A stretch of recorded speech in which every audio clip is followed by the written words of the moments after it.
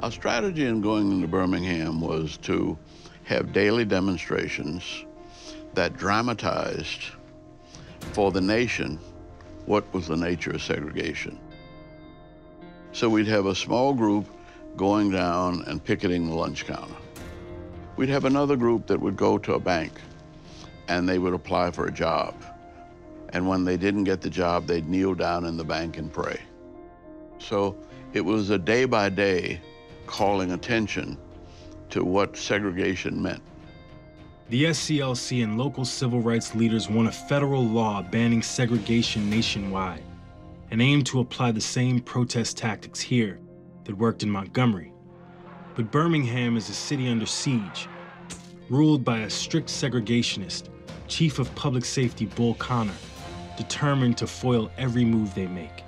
You can never whip these boys if you don't keep you and them separate.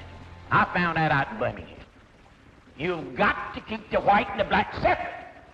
So this was a man who was defiant and brutal, and it would eventually create the spectacle of suffering that would lead to momentous social policy movement, but also strategic changes for King and his people. The organizers planned to fill the city's jails with protesters in the hope that the national attention will force the Kennedy administration to act. After 3 days of sit-ins, there are more than 300 arrests, but Bull Connor has a plan to roadblock the demonstrators. You know, those Kennedys up there in Washington, that little old Bobby Sox and his brother, the president, they'd give anything in the world if we had some trouble here. If we don't have any trouble, we can beat them at your own game. The Birmingham campaign reaches a crisis. Bull Connor and the segregationist politicians get an injunction against marching. Once you issue an injunction, violating that injunction automatically sends you to jail, and your sentence can be pretty arbitrary. It's up to the judge. With the injunction in place, Bull Connor skyrockets bail amounts for protesters, draining organizers' funds so fast that they can't keep their promise to bail everyone out quickly. We had a delegation of the black business community that was under extreme pressure, and they actually asked Dr. King and all of us to leave. And they said, look, Birmingham is too tough. This nonviolence is not working. That was the thing that threatened to kill the movement. Short on funds and facing pushback from local leaders, momentum for the Birmingham campaign grinds to a halt.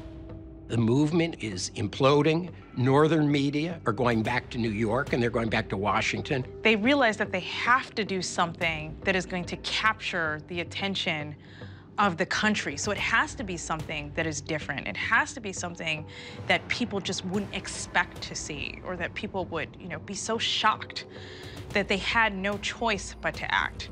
That's when the discussions begin about whether to allow school-aged kids to be involved. There are all kinds of reasons for why using children in a campaign like this would be a powerful idea. Media from all over the globe is going to cover a march that is made up of children. But also, they understood what it would mean to see children facing abuse on television. That would be something that even complacent or moderate people wouldn't be able to turn away from. The idea of it being a children's crusade is a dramatic way to look at it, but in the South, you're not a child at 15. You can go to jail, you can get beaten up, you know that you'll get arrested. So on one side, you had segregation training you to accept oppression and be humble and allow yourself to be pushed around. On the other side, you had parents who were teaching you how to stand up and be free without doing anything illegal and without getting killed. The young people will start marching and bring Birmingham to its knees.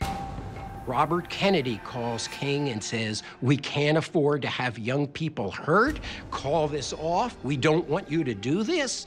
And King says in an irate voice, black children are hurting every day. The next day, the young people burst out the doors of 16th Street Baptist Church, and now Bull Connor has lost them. And he deploys the hoses and the dogs, and that is the turning point.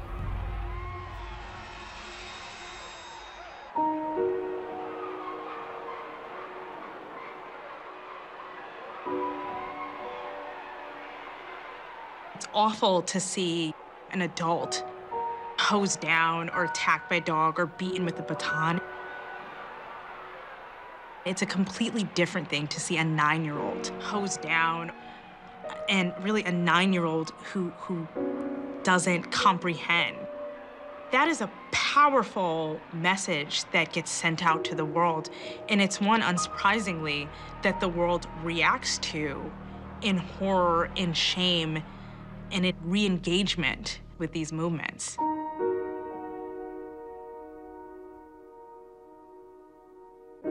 Those images, they are seared into the nation's brain.